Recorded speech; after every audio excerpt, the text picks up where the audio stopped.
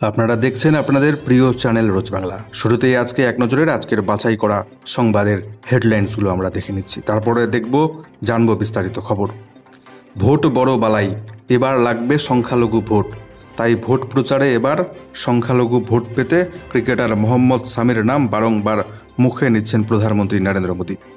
অপরদিকে রাজ্য জুড়ে তীব্র তাপপ্রবাহ, জারি হলো কমলা সতর্কবার্তা। তাপপ্রবাহ পরিস্থিতি বজায় থাকবে আরও বেশ কিছুদিন, বৃহস্পতিবার পর্যন্ত।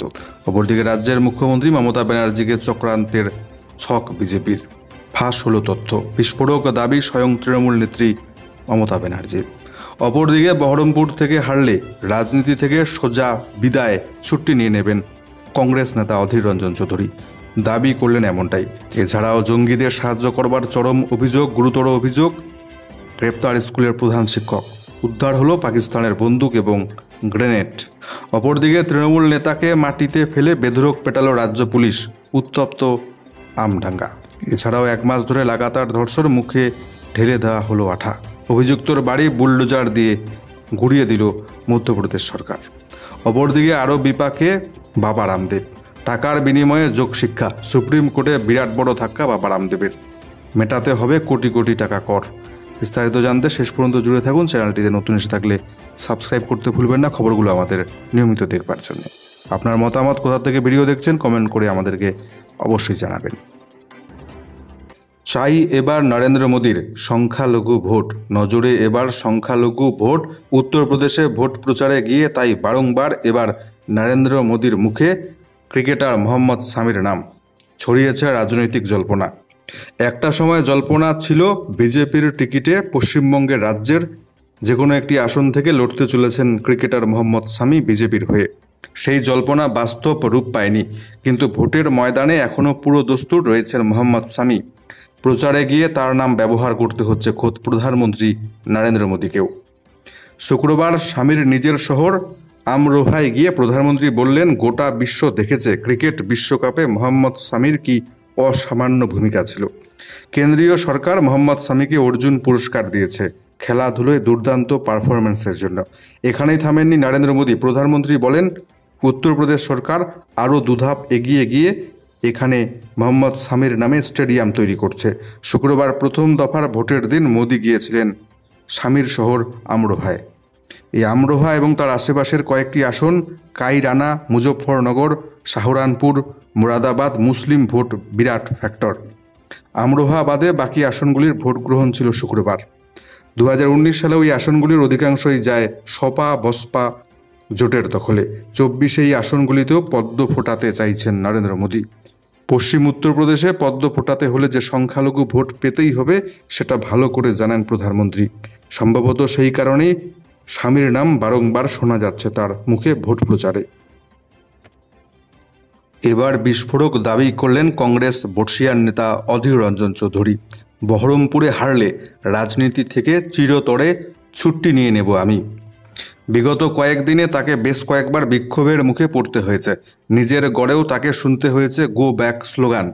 রবিবার সাংবাদিক সম্মেলন করে সেই অধীর রঞ্জন চৌধুরী জানালেন, বহরমপুর থেকে আমি হারলে রাজনীতি থেকে চিরতরে ছুটি নিয়ে নেব, বিদায় নেব রাজনীতি থেকে।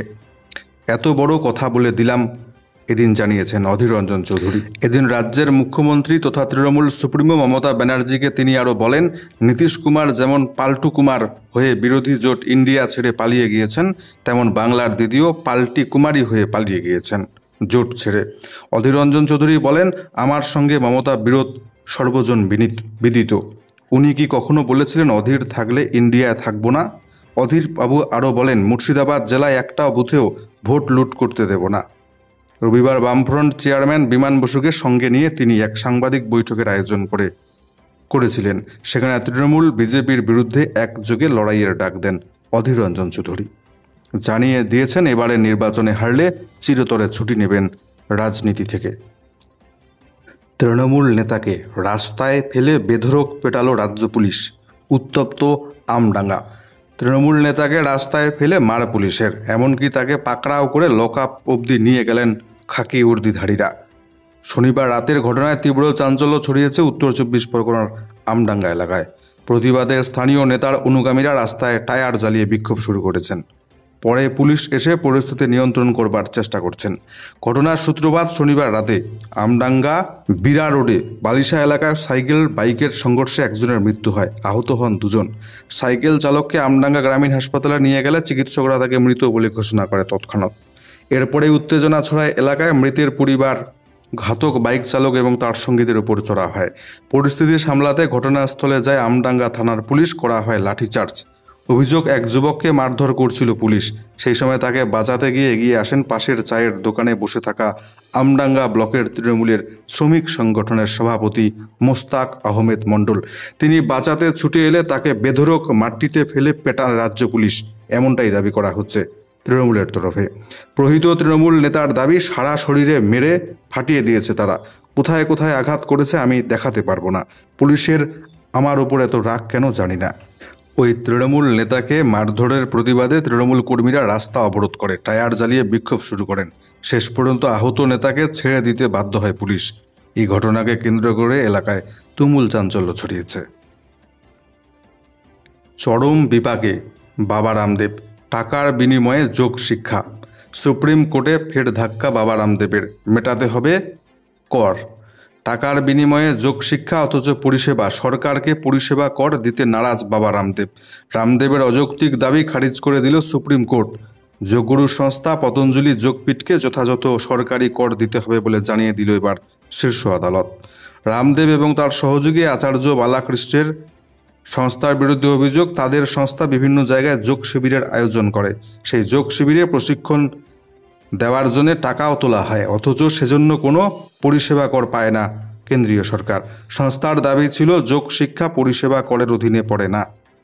বাবা রামদেবের দাবি ছিল এই যোগ শিক্ষা পরিষেবা করের অধীনে পড়ে না। এ বিষয়ে 2023 সালের 8ই অক্টোবর আবগারি এবং পরিষেবা কর সংক্রান্ত অ্যাপিলেট ট্রাইব্যুনালের এলাহাবাদ বেঞ্চ জানিয়ে দেয় যোগগুরুর সংস্থাকে পরিষেবা কর দিতেই হবে। ট্রাইব্যুনালের বক্তব্য ছিল, এই যোগ শিবির যেহেতু বিনামূল্যে আয়োজিত নয়, প্রশিক্ষণের বদলে গ্রাহকদের টাকা দিতে হচ্ছে, তাই সেটা পরিষেবা করের অধীনেই পড়ে। সুতরাং বাবা রামদেবের সংস্থাকে পরিষেবা কর দিতেই হবে। ট্রাইব্যুনালের রায়ের বিরুদ্ধে শীর্ষ আদালতে আবেদন করে পতঞ্জলি সংস্থা। শুক্রবার সুপ্রিম কোর্টের বিচারপতি অভয় এস ওকা এবং বিচারপতি উজ্জ্বল ভুয়ানের ডিভিশন বেঞ্চ স্পষ্ট জানিয়ে দিল, ট্রাইব্যুনালের নির্দেশ মেনেই কর মেটাতে হবে যোগগুরু বাবা রামদেবকে। আসলে সময়টা একেবারেই ভালো যাচ্ছে না বাবা রামদেবের। এর আগে বিভ্রান্তিকর বিজ্ঞাপন দেওয়ায় সুপ্রিম কোর্টের তীব্র তোপের মুখে পড়তে হয় বাবা রামদেবকে। এবার মোটা টাকার কর মেটাতে হবে বাবা রামদেবের সংস্থা পতঞ্জলিকে।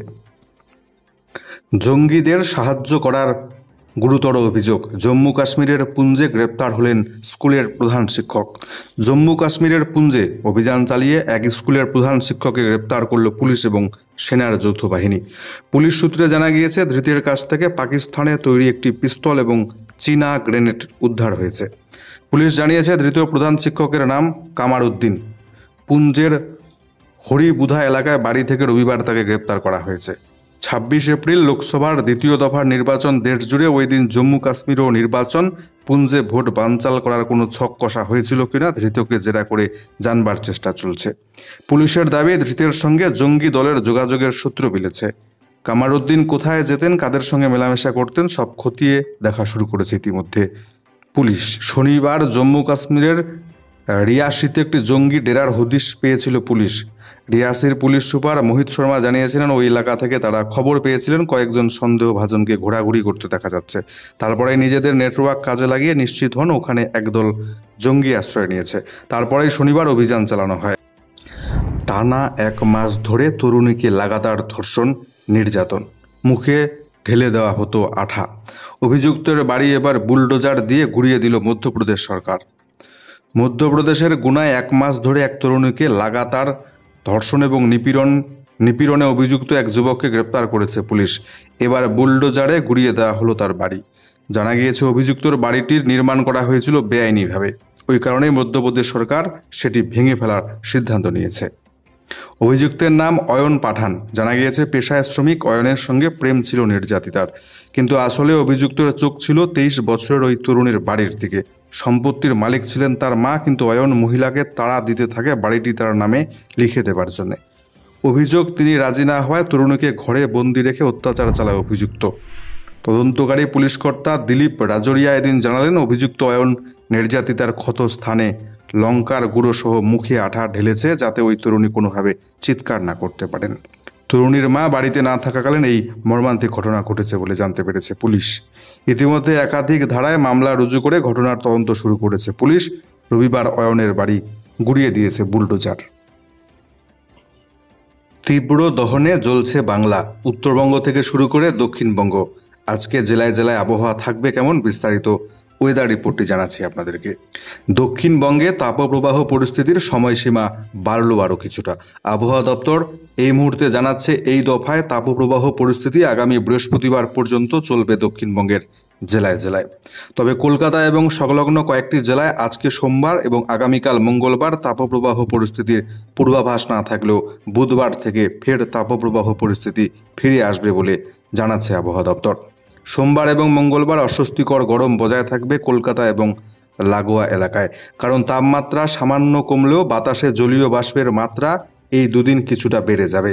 এরপর দক্ষিণবঙ্গের অন্যান্য এলাকার মতো তীব্র তাপপ্রবাহ পরিস্থিতির কমলা সতর্কবার্তা বুধবার বৃহস্পতিবারের জন্য থাকছে কলকাতা এবং সংলগ্ন এলাকাগুলির জন্য। উত্তরবঙ্গের মালদহ এবং 2 দিনাজপুরে বুধবার এবং বৃহস্পতিবার তীব্র তাপপ্রবাহের পূর্বাভাস দেওয়া হয়েছে।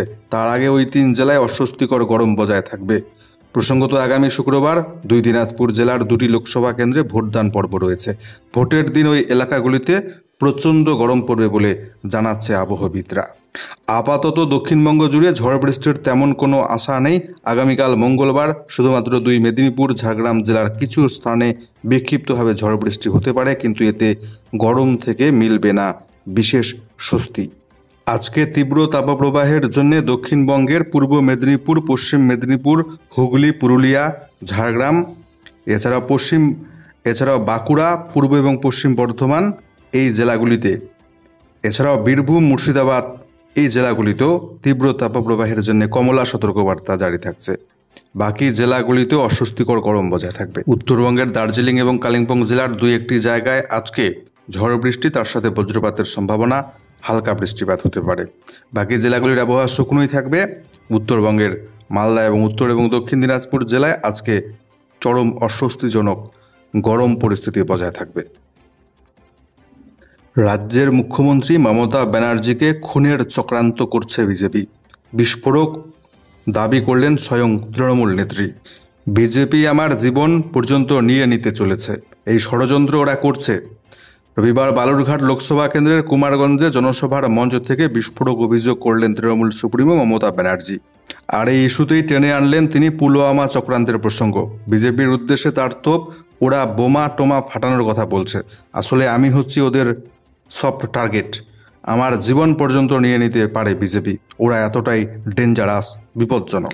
শনিবার বিজেপি রাজ্য নেতৃত্বের তরফে শুভেন্দু অধিকারী জানিয়েছিলেন, আগামী সপ্তাহের শুরুতেই রাজ্যে বোমা পড়বে, বেসামাল হয়ে যাবে তৃণমূল। বিস্ফোরণের হুঁশিয়ারি দিয়েছিলেন শুভেন্দু অধিকারী। যদিও পরে ব্যাখ্যা দেওয়া হয় এটা রাজনৈতিক বিস্ফোরণের কথা বলেছেন তিনি, কিন্তু সেই প্রসঙ্গ টেনে পাল্টা এদিন আক্রমণের পথে হেঁটেছেন তৃণমূল নেত্রী। ভিড়ে ঠাসা এদিনের সভা থেকে বক্তৃতার একেবারে শেষ পর্যায়ে এসে গর্জে উঠলেন মমতা ব্যানার্জি সেই আশঙ্কায়। আর এই আশঙ্কায় তার সঙ্গে অভিষেক বন্দ্যোপাধ্যায়ের নাম রয়েছে বলেও তিনি উল্লেখ করেছেন। মমতা ব্যানার্জি এদিন আরও বলেন, মনে নেই গত লোকসভা ভোটের আগে পুলওয়ামা হামলার কথা? তৎকালীন রাজ্যপাল সত্যপাল মালিক জানিয়েছিলেন কিভাবে ভোটে জেতবার জন্যে দেশের জওয়ানদের প্রাণ নিয়ে ওরা চক্রান্ত করেছে। এখানেও নানা রকম ষড়যন্ত্র চলছে, তবে এই চক্রান্ত আমরা ভেস্তে দেব বলে দাবি করেছেন মমতা ব্যানার্জি। বিজেপির রাজ্য সভাপতি তথা লোকসভার বিজেপি প্রার্থী সুকান্ত মজুমদারকে হারানোর ডাক দেন এদিন মমতা বন্দ্যোপাধ্যায়। বলেন, আপনাদের সাংসদ রাজ্যের টাকা বন্ধ করবার জন্য দরবার করেছে কেন্দ্রের কাছে, তাহলে ওই গদ্দারকে আপনারা ভোট দেবেন কেন?